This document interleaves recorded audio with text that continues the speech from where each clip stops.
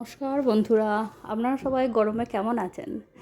তাই আজ রবিবারে আমি দুপুরবেলায় রান্না করলাম টক ডাল আমড়া দিয়ে টক ডালটা আমার প্রচুর ভালো লাগে, আমের থেকেও।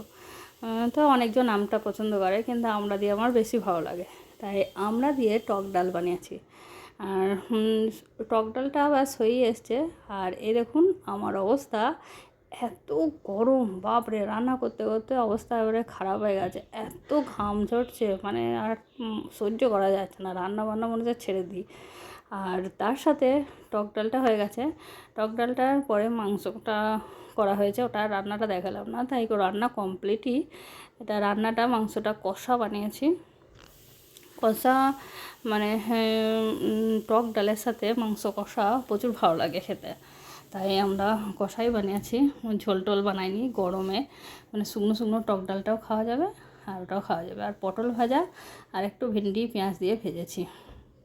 আর এটা টক ডাল, আর এদিকে ভাত আমার হয়ে গেছে, রান্না আমার কমপ্লিট।